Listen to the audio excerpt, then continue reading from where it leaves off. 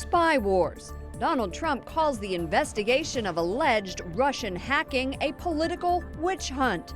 His meetings with top intelligence officials. Pro-life progress. Speaker Ryan plans to strip federal funding from Planned Parenthood. We take a look at his strategy. Catholicism in the Capitol. Well, my faith guides everything I do.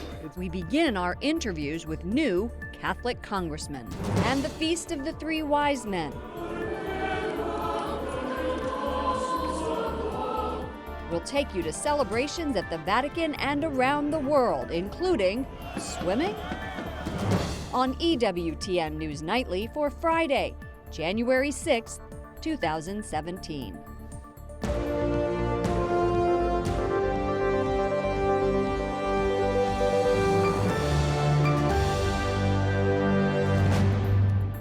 Good evening from Washington, D.C., and thank you to those of you joining us from around the world. I'm Lauren Ashburn.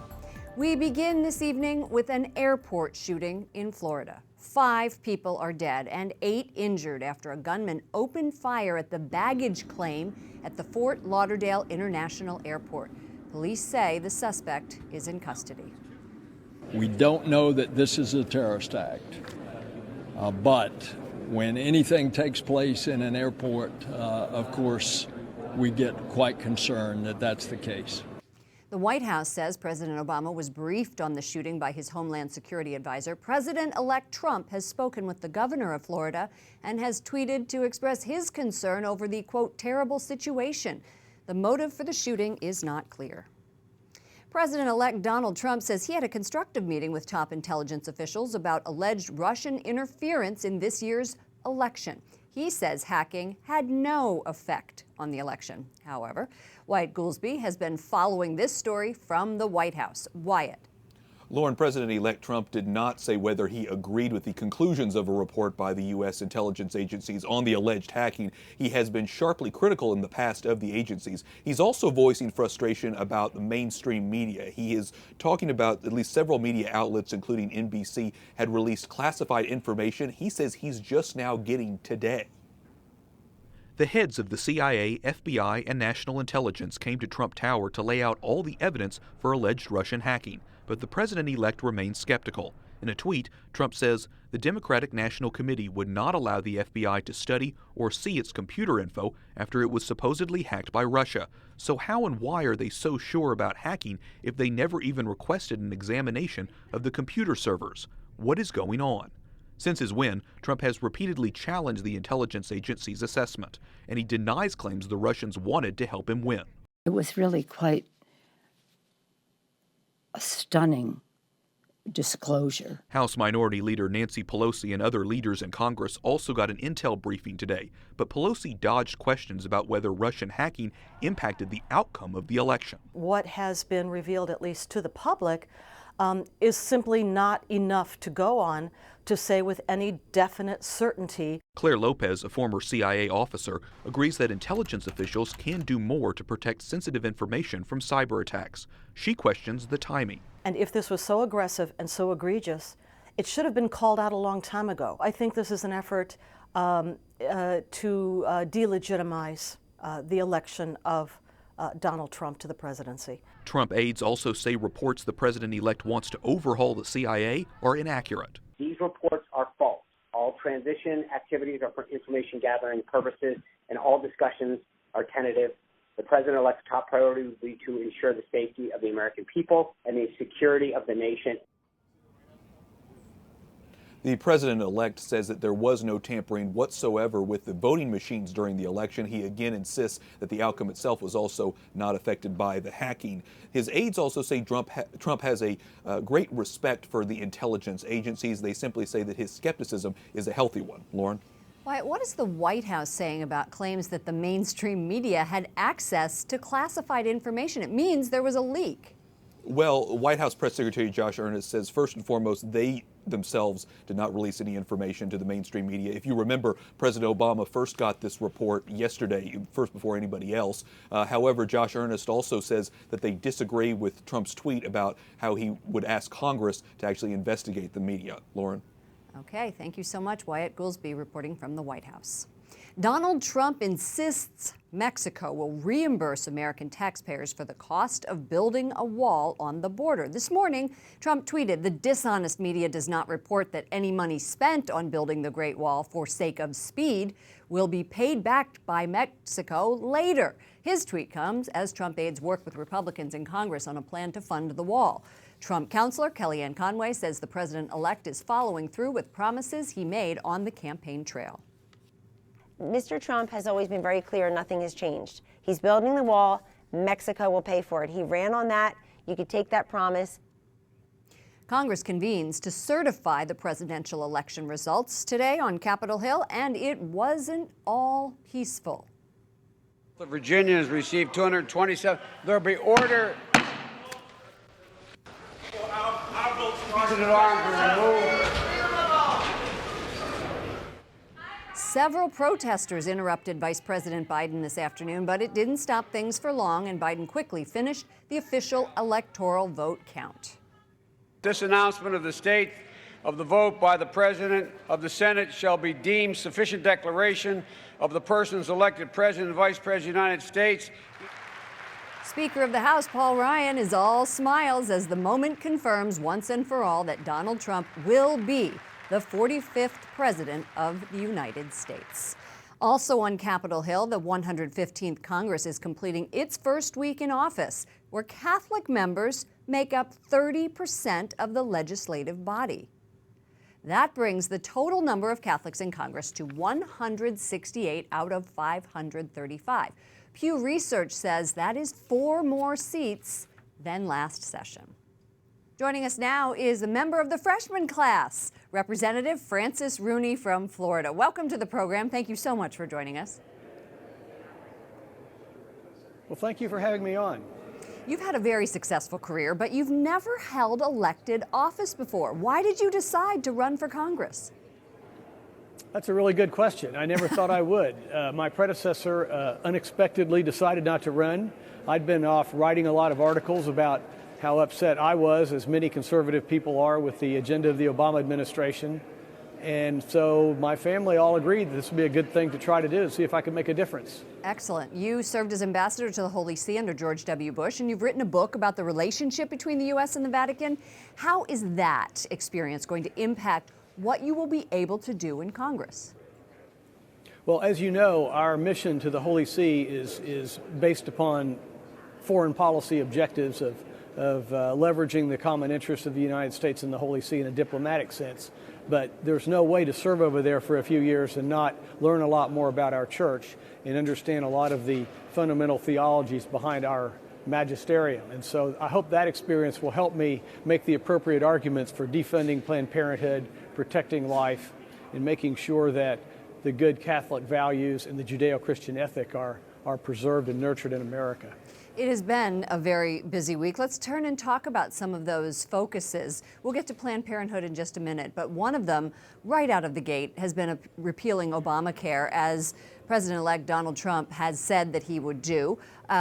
He has called on Republicans and Democrats to work together to write a new health care law based on what you've seen over the years. Do you think that that is realistic? Do you think that will happen? Well, I hope so. I mean, we're going to repeal it. It's going to get repealed.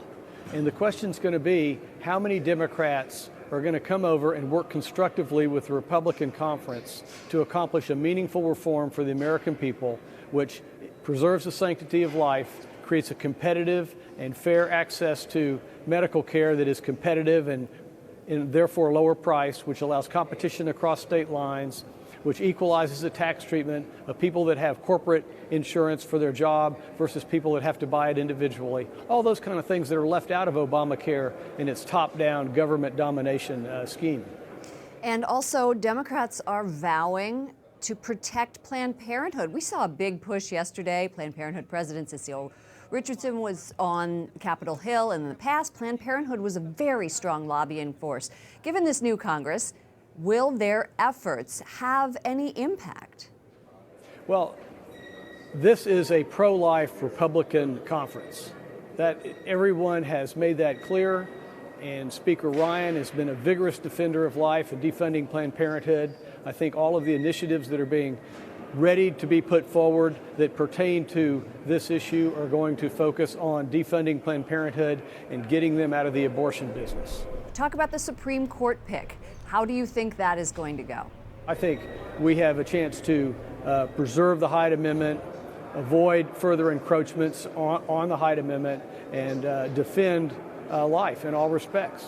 You started your swearing in day by going to Mass. Tell us a little bit about how your faith is going to guide your service. Well, my faith guides everything I do. It's guided Kathleen's and I, our approach towards raising our family, to the way I built my company, to the values of the kind of employees I want. And it couldn't have been a better way than to start Mass at Dahlgren Chapel at Georgetown with my family, nieces, and nephews. Wonderful. Representative Francis Runing joining us for what I hope will be many future conversations. Thank you for your time. Thank you very much. Michelle Obama delivers her final remarks from the White House as First Lady. She gave an emotional speech thanking her supporters and encouraging young people. Never fear. And know that I will be with you, rooting for you and working to support you for the rest of my life. Today's event honored the 2017 High School Counselor of the Year from Battle Creek, Michigan. Other stories our EWTN News Nightly team is covering in today's world. Today is the Feast of the Epiphany, celebrating the three wise men's visit to the infant Jesus.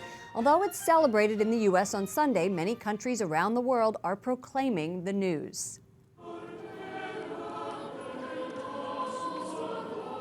Pope Francis celebrated Mass at St. Peter's Basilica. He says the Magi came from afar to see and to worship the newborn King. The Holy Father also encourages the faithful to find God in the outskirts of society. Adorare il Re neonato. During this Christmas season, Francis has emphasized the humble origins of Christ's birth while criticizing a church that is closed in on itself. It's a message the Pope has repeated throughout his papacy. Pope Francis, with some help from volunteer nuns, served a simple lunch to 300 homeless people and refugees today.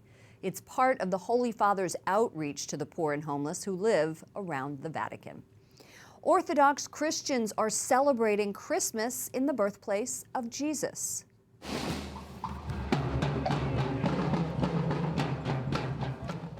Scouts played bagpipes and drums as the faithful looked on near the Church of the Nativity. The Orthodox Church observes Christmas tomorrow, January 7th, because it uses the Julian calendar for its liturgical schedule. Coming up, a roundup of the pro-life fight. We'll take you to Capitol Hill. And the Holy Father screens silence. What the filmmakers are saying about their time with Pope Francis.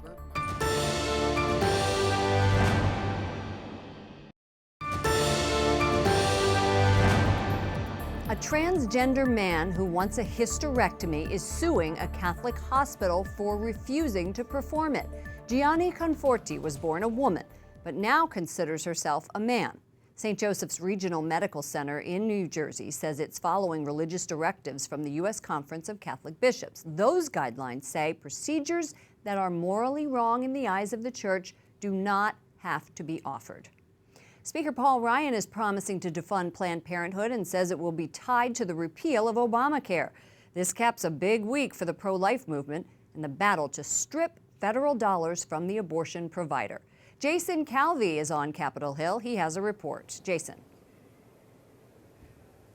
Lauren, pro-life lawmakers began this new session of Congress that began this week with a bang. The House panel investigating Planned Parenthood finished up its final report this week. Speaker Paul Ryan made the promises you mentioned, but abortion supporters aren't giving up without a fight. Speaker Ryan this week officially confirmed plans to defund Planned Parenthood. Speaker Ryan, can you tell me how and when you're going to pass legislation to defund Planned Parenthood? Well, Planned Parenthood legislation would be in our reconciliation bill. His promise came one day after a House panel released a damning report recommending criminal charges against Planned Parenthood and fetal tissue providers. We are going to fight back. Hours later, the abortion giant fired back. When career politicians like Speaker Ryan pledge to defund Planned Parenthood, he's basically pledging to deny women access to basic health care across this country. When EWTN tried to talk to Richards, her press team dismissed us. Preventative care just frees up funds for other funds for abortion. Republicans deny Richards' claim that they'll cut off basic health care for women.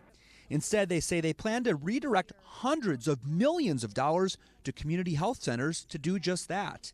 The GOP could face backlash over this strategy, though. A 2015 Gallup survey found that 59% of Americans viewed the group favorably.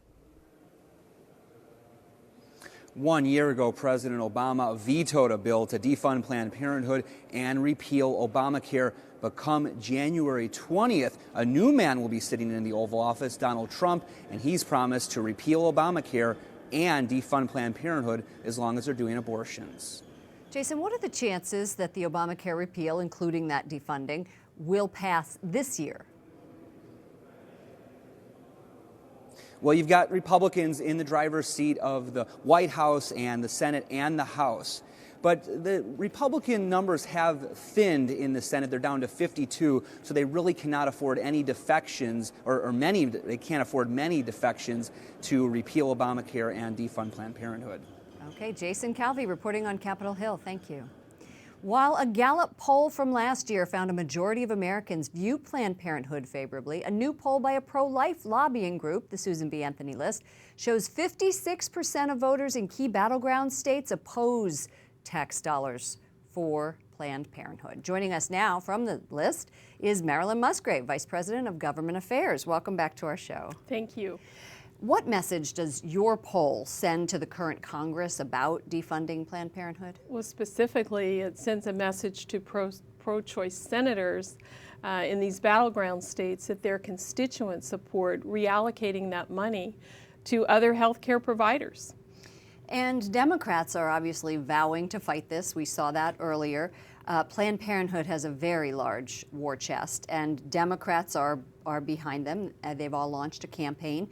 How can your small donor base compete with this machine? Well, first of all, we have great information that their constituents in these states support reallocating the money for comprehensive women's health care.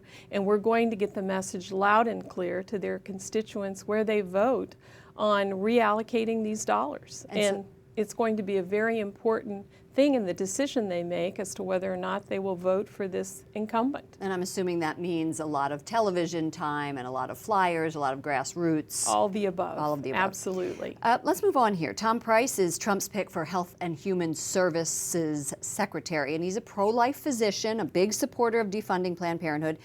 He's also in favor of repealing Obamacare. Do you think this is going to hurt him in his confirmation process? Well, anytime you have someone come out that's very pro-life, very knowledgeable, willing to go after Planned Parenthood and reallocate these dollars, of course they will come after him.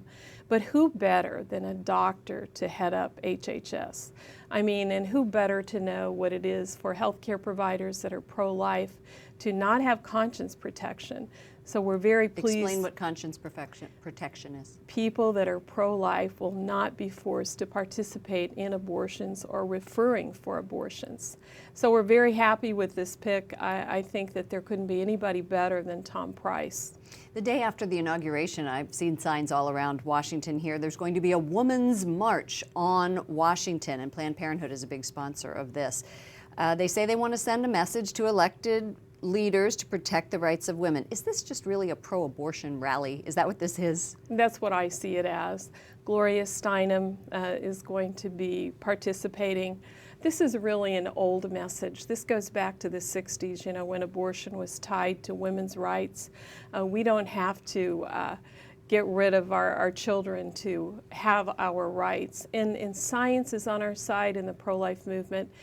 Oddly enough, when you have a women's march, you don't have pro-life women included. And you weren't invited? We weren't invited. Of course not. And more and more women are pro-life in this country. Than there are pro-abortion. Yes. All right. Thank you so much, Marilyn Musgrave from the Susan B. Anthony list. Good to be with you. Nice. Thank you. Thank you. Filmmakers say it was a thrill to screen a movie for Pope Francis. Silence shares the story of a missionary who searches for his mentor.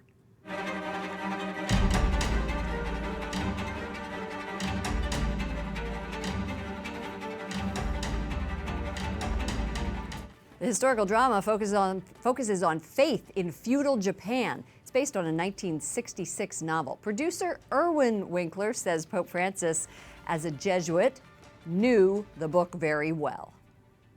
I guess he liked it a lot, but he didn't send me an email saying, I like your movie, so, but you don't expect that from the Pope. Actor Andrew Garfield spent 30 days going through spiritual exercises with the Jesuits to prepare for the lead role. He says we all need a good priest in our lives. I spent a lot of time, especially with a man called Father James Martin, who's a Jesuit priest in New York. And that direct contact with such a man of God was one of the biggest blessings of these last few years. Silence is playing theaters across the United States.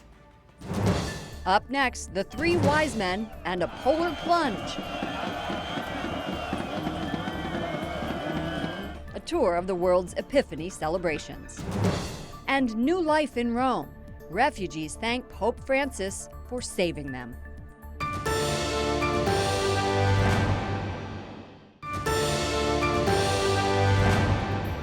Today is the 12th day of Christmas. The Christmas season concludes with the baptism of the Lord on Monday.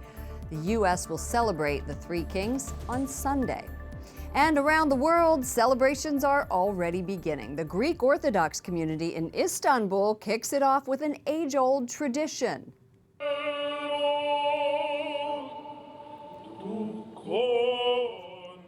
Ecumenical Patriarch Bartholomew I is the leader of the Orthodox Christians. He led a service at St. George Cathedral and then threw a blessed cross into the freezing waters as the faithful jumped in to retrieve it.